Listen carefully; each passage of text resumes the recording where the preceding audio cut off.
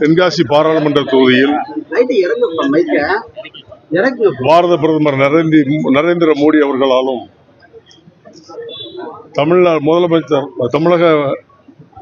நம்முடைய அண்ணாமலை சகோதரர் அவர்களாலும் மாநில தலைவர் மற்றும் பிஜேபி ஒட்டுமொத்த தொண்டர்களாலும் தமிழக மக்கள் முன்னேற்ற கழகத்துடைய தொண்டர்களாலும் நியமிக்கப்பட்டு இன்றைக்கு தென்காசி தொகுதி பாராளுமன்றத்தினுடைய வேட்பாளராக நான் இருக்கிறேன்.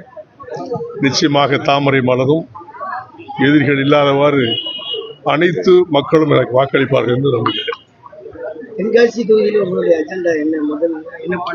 இந்த ஏழை எளிய மக்களுக்காக அக்ரிகல்ச்சர் ஃபார்மேஷன், மற்றபடி எல்லாருக்குமே தொண்டு செய்யணுங்கிறமா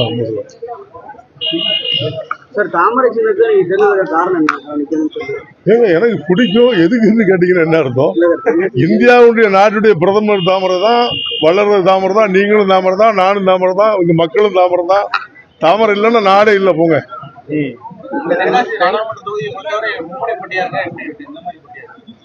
எனக்கு திமுக மட்டும்தான் போட்டி, மும்முனை போட்டி அல்ல.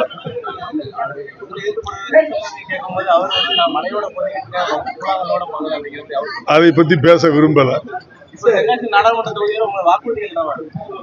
வாக்குறுதிகள் நிறைய இருக்குது. இந்த பகுதி தொகுதி மக்களுக்கு நிறைய அக்ரிகல்ச்சர் ஃபார்மேஷன் முதல்ல கொண்டாடுறோம்.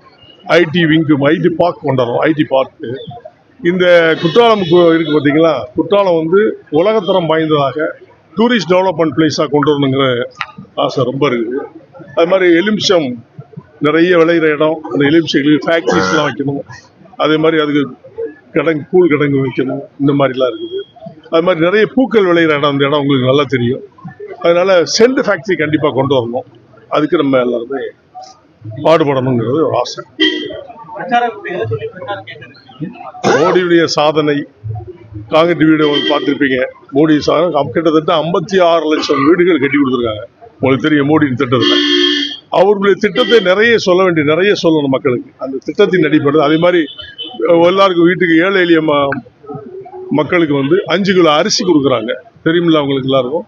அதெல்லாம் சாதாரண விஷயம் கிடையாது. கிட்டத்தட்ட 67 லட்சம் மக்கள் இதுவரைக்கும் அனுபவிச்சுட்டு இருக்காங்க. தமிழ்நாட்டில் முக்கியமாக 67 லட்சம் பேர் அரிசி வாங்கியிருக்காங்க. இன்னும் நிறைய கொடுக்க இருக்காங்க. நிறைய திட்டங்கள் இருக்குது, பணிகள் இருக்கு. அதனால அதெல்லாம் சொல்லி மக்கள்கிட்ட மாட்டேங்குது. எந்தவித காரணமும் இல்லை. தென்காசி என்னுடைய சொந்த தொகுதி. நான் பிறந்து வளர்ந்து ஆடி ஓடி பாடிய மகளி. நான் சிறு வயதிலிருந்து என்னுடைய சொந்த பந்தங்கள் அதிகமாக இருக்கிற பகுதி, நண்பர்கள் அதிகமாக இருக்கிற பகுதி என்னுடைய சொந்த தொகுதி. அதனால நான் என்னுடைய தொகுதியை நான் தேர்ந்தெடுத்தேன். வாக்காளர் பெருங்குடி மக்கள் அனைவரும் இதுவரைக்கும் எந்த ஒரு பாராளுமன்ற உறுப்பினரும் இது இந்த பகுதியில் இருக்கின்ற மக்களுக்கு எந்த தொண்டும் செய்யவில்லை என்பது எல்லாருக்கும் தெரியும். நான் அவர்களுக்கு பணி செய்ய வந்திருக்கின்றேன். என்னை நம்பி வாக்களிக்கின்ற தமிழர்களுக்கு வாக்களிக்கின்ற மக்களுக்கு நான் பணி செய்வேன். அவர்கள் சொன்னதை நான் செய்ய தயாராக இருக்கின்றேன்.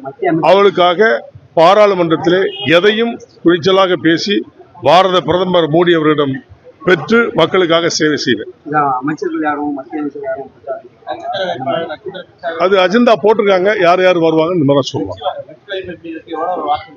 பிரகாசமா இருக்கு. நிச்சயமாக வெற்றி பெறுவோம். உங்களுக்கு மீடியாவுக்கு சொல்ல வேண்டிய அவசியம் இல்லை. இப்ப களத்துல நான் நிக்கிறது புதுசு. முதல்ல நான் பாராளுமன்ற வேட்பாளர் இந்த பக்கத்தில் நிக்கிறேன்.